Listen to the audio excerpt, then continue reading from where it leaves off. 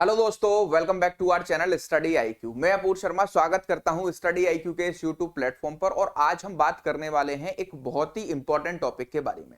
जैसा कि आप सभी को पता है कि इंडिया में रेंटल एग्रीमेंट्स बहुत बनाए जाते हैं या फिर रेंट एग्रीमेंट्स बहुत बनाए जाते हैं। तो ये रेंट एग्रीमेंट होते क्या हैं, इनकी हमें क्या रिक्वायरमेंट होती है, इसके बारे में पहले समझते हैं। और फिर अगर आप लैंडलॉर्ड हैं तो आपको रेंट एग्रीमेंट बनाते समय किन बातों का ध्यान रखना है, और अगर आप टेनेंट हैं तो आप जो है रेंट एग्रीमेंट को साइन करने से पहले किन कंडीशंस को वेरीफाई करें, किन कंडीशंस को चेक करें, तब जाकर के जो है रेंट एग्रीमेंट साइन करें। इससे होगा क्या, इससे आपके लैंडलॉर्ड की प्रॉपर्टी भी सुरक्षित रहेगी और आपका जो राइट है टेनेंसी का, टेनेंट एज अ टेनेंट, वो आपके राइट्स को सुरक्षित रख पाएंगे। तो इसके लिए जो है सबसे ज्यादा हमें देखने को मिलता है कि जो इंपॉर्टेंट चीज है वो है आपके स्टेट के लॉज। हर एक स्टेट के अपने जो है रेंट लॉज होते हैं और हर एक स्टेट ने अपने यहां पर जो है रेंट कंट्रोल एक्ट को बनाया हुआ है कि किस तरीके से टेनेंसी काम करेगी और किस तरीके से एक व्यक्ति जो अपनी प्रॉपर्टी को खाली रखे हुए है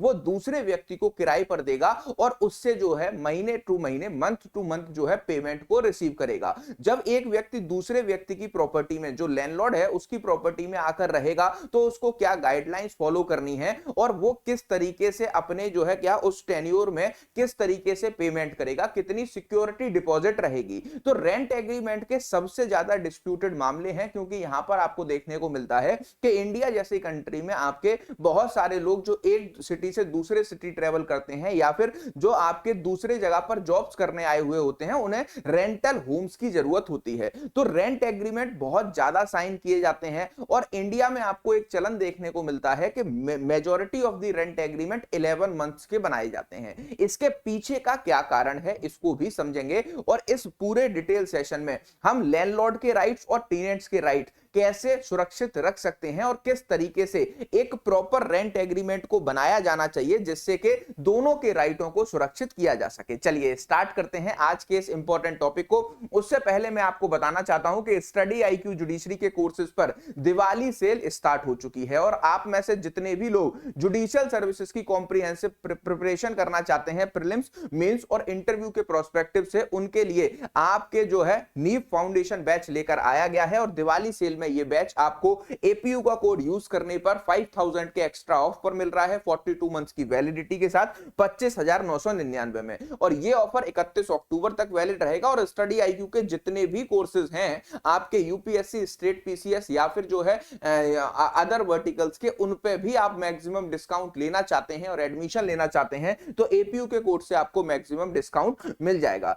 अगर आप मुझसे अभी तक कनेक्ट नहीं हुए हैं तो आप मुझसे कनेक्ट हो सकते हैं @अपूर शर्मा ऑफिशियल इस टेलीग्राम ग्रुप पर। वीडियो के डिस्क्रिप्शन बॉक्स में टेलीग्राम का लिंक मिलेगा, वहां से कनेक्ट होकर मुझसे कुछ भी पूछा जा सकता है या फिर आप मुझे @अपूर शर्मा 252 के इस इंस्टाग्राम पर भी मैसेज कर सकते हैं। मूविंग अहेड, आ जाते हैं कि 7 वो इंपॉर्टेंट बातें, 7 वो क्रूशियल पॉइंट जो कि आपको as a landlord rent agreement को बनाते समय ध्यान रखने हैं और एज अ टेनेंट जो है उसको साइन करते समय ध्यान रखते हैं, सब ध्यान रखने हैं। तो सबसे पहले आपको देखने को मिलता है कि जब भी हम रेंट एग्रीमेंट को बनाएं एज अ लैंडलॉर्ड या फिर हम एज अ टेनेंट उसको साइन करें, तो दोनों लोगों को क्या बातों को ध्यान रखना है। सबसे पहले जो सबसे ज्यादा क्या कहते हैं, सबसे ज्यादा इंपॉर्टेंट पॉइंट है वो है आपका कि what is the rent includes, कि आपके किराए में और किराएनामे में रेंट का क्या मतलब है। यहां पर आपको देखने को मिलेगा कि रेंट आपका जो मंथली बेसिस पर फिक्स किया गया है वो सारी चीजें, इसके अलावा आपका इलेक्ट्रिसिटी बिल उसमें इंक्लूड रहेगा या एक्सक्लूड रहेगा।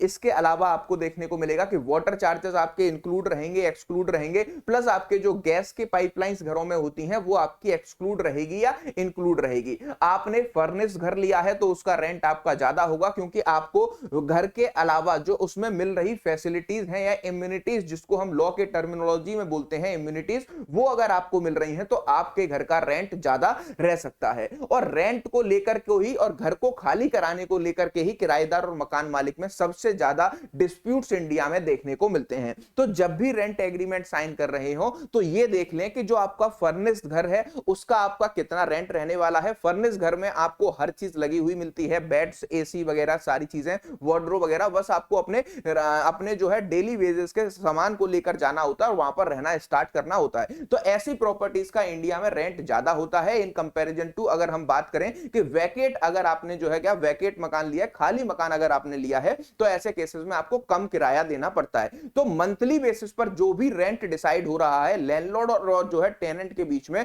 वो पूरी तरीके से उस पर दोनों का स्पष्टीकरण हो कि कितना किराया होगा और क्या क्या फैसिलिटी उस किराए में इंक्लूड है और क्या क्या फैसिलिटी उस किराए में एक्सक्लूड है, ये भी आपको तय करना होगा। और सोसाइटीज में तो पार्किंग के जो आपके पार्किंग स्लॉट होते हैं उनके भी एक्स्ट्रा पेमेंट आपको करनी होती है। मेंटेनेंस सोसाइटीज में अलग से जाता है। तो क्या मकान मालिक को वो मेंटेनेंस रेंट के साथ दिया जा रहा है या फिर सेपरेटली एज अ टेनेंट उस प्रॉपर्टी को यूज करते हुए आपको सोसाइटी के अकाउंट में डिपॉजिट करना होगा। तो इस बात का विशेष ध्यान रखा जाए। दूसरी सबसे इंपॉर्टेंट बात है काइंड्स ऑफ टेनेंसी के बारे में। देखिए काइंड्स ऑफ टेनेंसी के बारे में आपको देखने को मिलेगा कि इंडिया में अगर हम प्रॉपर्टी का रजिस्ट्रेशन कराने जाते हैं या फिर रेंट एग्रीमेंट का रजिस्ट्रेशन कराने जाते हैं तो सब रजिस्ट्रार ऑफिस में जो स्टेट गवर्नमेंट के रूल्स हैं उनके अकॉर्डिंग हमें जो है फीस को सबमिट करना होता है। और इसी फीस को बनाने के लिए, बचाने के लिए सबसे ज्यादा लोग 11 महीने के रेंट एग्रीमेंट बनाते हैं जिससे कि उन्हें ऑफिशियल रिकॉर्ड्स में उसको ना चढ़ाया जाए और उनका जो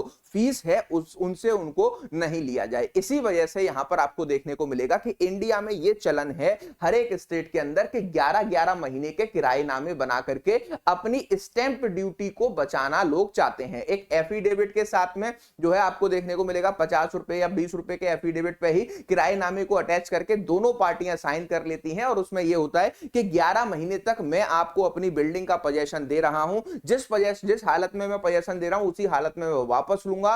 और यहां पर 11 महीने बाद इसका जो है क्या किया जाएगा, 11 महीने बाद हम दोबारा से रेंट एग्रीमेंट साइन करेंगे और उस रेंट एग्रीमेंट को जो साइन किया जाएगा तो उसमें कितने परसेंट की बढ़ोतरी होने वाली है, यह बात आपको सबसे ज्यादा ध्यान रखनी है। और लैंडलॉर्ड और टेनेंट को इस बात पर अपनी सहमति जतानी होगी। एज अ टेनेंट आपको कॉन्ट्रैक्ट में और रेंट एग्रीमेंट में यह पढ़ना है और लैंडलॉर्ड को एज अ टेनेंट यह लिखना है कि वो 10% एक साल बाद किराया बढ़ाएंगे, 5% बढ़ाएंगे, 15% बढ़ाएंगे। या फिर अगर आप 11 महीने से ज्यादा की टेनेंसी कर रहे हो तो आप लीज पर जा रहे हो, तो लीज में आपका होगा कि आपने कोई प्रॉपर्टी 5 साल के लिए लीज ली, तो जब लीज खत्म होगी तब किराया बढ़ेगा या फिर ईयरली बेसिस पर किराया जो है बढ़ता जाएगा। तो इन सारी चीजों का भी लैंडलॉर्ड और टेनेंट को बहुत ज्यादा ध्यान रखना चाहिए। इसके साथ साथ नोटिस पीरियड, ये सबसे बड़ा जो है क्या है, नोटिस पीरियड और पेनल्टीज। कि अगर आप किसी की बिल्डिंग को यूज कर रहे हैं एज अ टेनेंट, ठीक है, तो अगर आप मकान मालिक हैं तो आप मकान मालिक से जब किराएदार से अपना मकान खाली करवाएंगे, अपनी जगह खाली करवाएंगे, तो आप उसको कितने दिन का नोटिस पीरियड देंगे,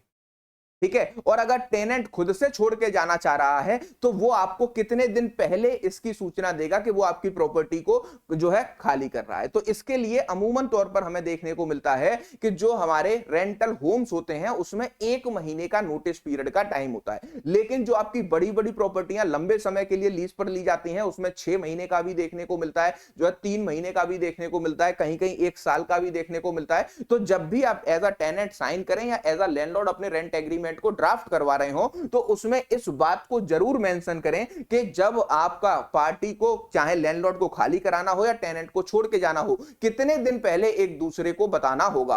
और अगर आपने प्रॉपर्टी नहीं खाली की या फिर जो प्रॉपर्टी के या सोसाइटी के रूल्स हैं अगर आपने वो फॉलो नहीं किए तो ऐसे केसेस में आपके ऊपर पेनल्टी भी इंपोज की जाएगी। ये सारी चीजें भी आपको जो है पूरी तरीके से उस रेंट एग्रीमेंट में एज अ लैंडलॉर्ड लिखनी है और टेनेंट को साइन करने से पहले इनको पढ़ना है, जिससे कि दोनों को प्रॉपर्टी लेते समय और प्रॉपर्टी का यूज करते समय जो है क्या हो, पूरी तरीके से स्पष्टीकरण हो कि कौन से काम किए जा सकते हैं और कौन से कामों पर प्रतिबंध मतलब रिस्ट्रिक्शंस लगाई गई हैं, ठीक है। चौथी सबसे इंपॉर्टेंट बात होती है रेंट एंड डिपॉजिट, ठीक है। रेंट की हम पहले ही बात कर चुके हैं कि किराया हमें पहले ही फिक्स कर लेना है, क्या क्या इम्यूनिटीज रेंट के अंदर आएंगी, क्या क्या हमारी एक्सक्लूड होंगी, ये भी डिसाइड कर लेना है। इसी के साथ साथ यहां पर हमें और क्या चीजें डिसाइड करनी होती हैं। तो अमूमन तौर पर आपको देखने को मिलता है कि लैंडलॉर्ड आपसे सिक्योरिटी डिपॉजिट लेते हैं। पहले हमारे यहां पर जब आपके रेंट एग्रीमेंट्स नहीं थे, और रेंट एग्रीमेंट्स या फिर आप ये बोल सकते हैं कि रेंटल लॉज नहीं थे, या फिर आप ये बोल सकते हैं कि स्टेट्स ने अपने अपने जो है क्या कहते हैं रेंट एक्ट को नहीं बनाया था, उस टाइम पर आप देखोगे कि पगड़ी सिस्टम चला करता था कि एक व्यक्ति को अगर कोई प्रॉपर्टी जो है अपने किराए पर देनी है तो वो उससे क्या करेगा, इकट्ठा पैसा जो है जमा पूंजी ले लेगा कि 3 लाख रुपए दे दीजिए, इसके बाद आप मुझे 3-3 हजार रुपए महीने जो है रेंट देते रहिएगा। तो इस तरीके का चलन था। लेकिन जब से हमारे जो है स्टेट्स में रेंट लॉज को इन्फोर्स किया गया तो यहां पर एक रूल बनाया गया कि अगर आप अपनी प्रॉपर्टी को रेंट पर लैंडलॉर्ड दे रहा है तो उसके पास राइट होगा कि वो 1 महीने का एडवांस जो है payment as a security deposit अपने पास रख लेगा। ऐसा क्यों किया गया है और ये पूरी तरीके से वैलिड क्यों है? क्योंकि वो आपको रहने के लिए, यूज करने के लिए अपनी प्रॉपर्टी जिस हालत में दे रहा है उसी हालत में वो जो है पूरी तरीके से वापस लेगा। और अगर जब आप खाली करके जाते हैं और उसकी प्रॉपर्टी को कोई नुकसान होता है या कोई डिस्ट्रॉय आप उसकी चीजों को कर देते हैं तो वो उस बची हुई जो आपकी डिपॉजिटेड सिक्योरिटी है उसमें से डिडक्ट करके आपकी सिक्योरिटी को वापस करेगा। तो यहां पर कुछ लैंडलॉर्ड तो जैसे ही आप बिल्डिंग को खाली करते हैं उसी दिन अपना इंस्पेक्शन करके आपको सिक्योरिटी डिपॉजिट की रिटर्न की जो डिपॉजिटेड सिक्योरिटी है उसको रिटर्न कर देते हैं। लेकिन कुछ लैंडलॉर्ड क्या करते हैं, 1 या 2 महीने का समय रखते हैं कि आप जिस दिन खाली करेंगे उसके 1 महीने बाद मैं आपको सिक्योरिटी जो है क्या करूंगा, वापस करूंगा। तो एज अ लैंडलॉर्ड आपको ये लिखना अपनी सेफ्टी के लिए, अपनी प्रॉपर्टी के लिए बहुत ज्यादा जरूरी है। वहीं पर एज अ टेनेंट अगर हम बात करें तो आपको इस बात को क्लैरिफाई कर लेना है कि मेरी सिक्योरिटी जिस दिन मैं वैकेट करके जाऊंगा, इंस्पेक्शन कराऊंगा, उसी दिन आप रिटर्न कर दोगे या फिर उसके बाद आप कुछ टाइम लेने वाले हो। इस पर भी बहुत ज्यादा टेनेंट और जो है लैंडलॉर्ड के झगड़े हमें देखने को मिलते हैं। इसके साथ साथ register the rental agreement, this is the main process, ठीक है, जहां से मकान मालिक अपनी प्रॉपर्टी को सुरक्षित कर सकता है। देखिए 1000, 1500, 2000, 5000 रुपए बचाने के चक्कर में हम 11 महीने के रेंट एग्रीमेंट करते हैं और अपने रेंट एग्रीमेंट को रजिस्टर नहीं कराते, क्योंकि हमको जो है क्या करना होता है, मकान मालिक को और टेनेंट को मिलकर पूरी तरीके से क्या करना होता है, सरकार को स्टैंप ड्यूटी पे करनी होती है, जो चार्जेस होते हैं वो पे करने होते हैं। और ये जो चार्जेस हैं वो बहुत ही ज्यादा कम होते हैं। अमूमन तौर पर आप देखोगे तो आपको 0.25 टू 0.5 यहां पर जो है entire sum of the agreement, कि आपने जितना का एग्रीमेंट किया रेंट एग्रीमेंट, तो कितना आपका जो है इनकम होगी उससे, और उस पर आपको 0.25 और 0.5% जो है रेंट का डिपॉजिट करना होता है रजिस्ट्रार ऑफिस में, और रजिस्ट्रार ऑफिस में उसको एग्रीमेंट को रजिस्टर कराना होता है। लेकिन हम लोग इससे हमेशा बचते हैं। इसका मेन कारण क्या है? यह है कि अगर आप इंडिया में देखोगे तो लोग जो है ना बहुत ज्यादा रेंट ले रहे हैं। कोई 50 लाख रुपए महीने भी किसी बिल्डिंग का रेंट है, किसी का 1 करोड़ भी है, किसी का 1 लाख रुपए भी है। तो अगर ओवरऑल सम पर अगर देखा जाता है तो गवर्नमेंट जो है ओवरऑल सम पर आपसे पैसे लेती है, और ये अमाउंट जो है आपका लैक्स में और जो है आपका जो है क्या कहते हैं थाउजेंड्स में पहुंच जाता है। इन सब को बचाने के लिए मकान मालिक और टेनेंट जो है 11 महीने के एग्रीमेंट कर लेते हैं, और फिर बाद में कोई डिस्प्यूट होता है तो उन्हें परेशान होना पड़ता है। तो आप एज अ लैंडलॉर्ड हमेशा जब अपनी प्रॉपर्टी को किसी को किराए पर दें तो उससे रजिस्टर्ड रेंट एग्रीमेंट ही साइन कराएं, जो कि आपकी प्रॉपर्टी को भविष्य में सुरक्षित करके रखेगा। इसी के साथ साथ जो सबसे इंपॉर्टेंट है, जो किराएदार के लिए जरूरी है, कि आप जब भी रेंट एग्रीमेंट को साइन करें तो यह देखें कि आपका लॉक इन पीरियड कितना रहने वाला है। लॉक इन पीरियड से क्या तात्पर्य है, क्या मतलब है कि जब भी कोई टेनेंट अपनी प्रॉपर्टी, मान लीजिए 11 महीने का रेंट एग्रीमेंट साइन हुआ, तो उसमें वो एक कंडीशन को इंपोज कर देते हैं कि आप 6 महीने से पहले या 3 महीने से पहले प्रॉपर्टी को वैकेट नहीं कर सकते। अगर आपकी ट्रांसफरेबल जॉब है तो सर्टेनिटी नहीं रहती है कि आपको कितने दिन तक वो उस प्रॉपर्टी में रहना पड़ेगा और कब आपका ट्रांसफर आ जाएगा। या फिर आप किसी प्रॉपर्टी को लेते हैं, वो आपके एक्सपेक्टेशन के अकॉर्डिंग सही नहीं बैठती, तो टेनेंट को इस बात का हमेशा ख्याल रखना है कि जब भी वो रेंट एग्रीमेंट को साइन करने जाएं तो ओनर द्वारा, लैंडलॉर्ड द्वारा लगाई गई आपकी जो लॉकिंग पीरियड की कंडीशन है उसको जरूर पढ़ लें। मान लीजिए आप 1 महीने रहे, फिर आपको चेंज करने की रिक्वायरमेंट हुई, आपने उससे कहा कि मैं जो है चेंज करना चाहता हूं, ठीक है, तो मैं जो है जा रहा हूं छोड़ के, तो वो कहेगा नहीं नहीं साहब 3 महीने का तो लॉकिंग पीरियड है, अगर ये 3 महीने पूरे नहीं हुए तो आप जो है, मैं आपको सिक्योरिटी रिटर्न नहीं करूंगा, आपको 1 महीने का किराया और मुझे देकर जाना होगा। तो यहां पर इन सारी चीजों को आपको ध्यान रखना है, और लॉक इन पीरियड को टेनेंट्स को तो जरूर पढ़ लेना चाहिए कि मालिक ने, लैंडलॉर्ड ने आपके कितनी जो है आपका लॉकिंग पीरियड आपका लगा रखा है। इसी के साथ साथ ये सारे पॉइंट आपके मकान मालिक को जब रेंट एग्रीमेंट बना रहे हैं और टेनेंट को जब वो उसको साइन कर रहे हैं, तो इन सारे पॉइंटों को आपको डिटेल में डिस्कस करना चाहिए, पढ़ना चाहिए, तभी जो है किराए पर प्रॉपर्टी आपको लेनी चाहिए। वरना आप और आपके बीच में और लैंडलॉर्ड के बीच में समस्याएं खड़ी हो सकती हैं। और अमूमन तौर पर हमें देखने को मिलता है कि प्रॉपर्टी के किराएनामे को लेकर के बहुत सारी समस्याएं हमें टाइम टू टाइम देखने को मिलती हैं। ठीक है, तो इन सारी समस्याओं से बचने के लिए लैंडलॉर्ड को अपनी प्रॉपर्टी को फ्यूचर में सेव करने के लिए और टेनेंट को अपने राइट्स को सेव करने के लिए सारी कंडीशंस को पढ़ना जरूरी होता है। अब जैसा कि मैंने आपको स्टार्टिंग में बताया था कि स्टडी आईक्यू जुडिशरी पर अभी सेल चल रही है। जुडिशियल सर्विसेज का नीव 2.0 फाउंडेशन बैच है। एपीयू का कोड यूज करने पर 25,999 का 42 मंथ्स की वैलिडिटी के साथ दिया जा रहा है। इस दिवाली सेल की जो वैलिडिटी है वो 31 अक्टूबर तक रहने वाली है। आप में से जितने भी लोग इस बैच में एनरोल करना चाहते हैं वो एपीयू का कोड यूज कर सकते हैं। मेरी मेंटरशिप गाइडेंशिप में आपको तैयारी करने का मौका मिलेगा और एपीयू के कोर्स से 25,999 में 42 मंथ तक एनरोल कर सकते हैं। या फिर आप स्टडी आईक्यू के किसी भी कोर्स में एडमिशन लेना चाहते हैं तो भी आप दिवाली ऑफर का फायदा उठा सकते हैं। एपीयू के कोर्स से आपको सारे ही कोर्सेज पर मैक्सिमम डिस्काउंट मिल रहा है, वहां पर आप कनेक्ट कर सकते हैं। दूसरी सबसे इंपॉर्टेंट बात कि अगर अभी तक आप मुझसे कनेक्ट नहीं हुए हैं तो आप मुझसे कनेक्ट हो सकते हैं @अपूर शर्मा ऑफिशियल इस टेलीग्राम ग्रुप पर। वीडियो के डिस्क्रिप्शन में आपको इसका लिंक मिल जाएगा, वहां से कनेक्ट करके मुझसे कुछ भी पूछा जा सकता है। या फिर आप मुझे @अपूर शर्मा 252 के इंस्टाग्राम पर भी मैसेज करके आप और कौन से टॉपिक्स पर वीडियो देखना चाहते हैं वो मुझसे पूछ सकते हैं। मिलते हैं नेक्स्ट वीडियो में। अगर ये वीडियो पसंद आया हो तो इसको जो है लाइक और शेयर करना मत भूलिएगा और अपने दोस्तों तक जरूर पहुंचाइएगा जो कि किराए पर रहते हैं या अपनी प्रॉपर्टीज को किराए पर देते हैं। Thank you for watching.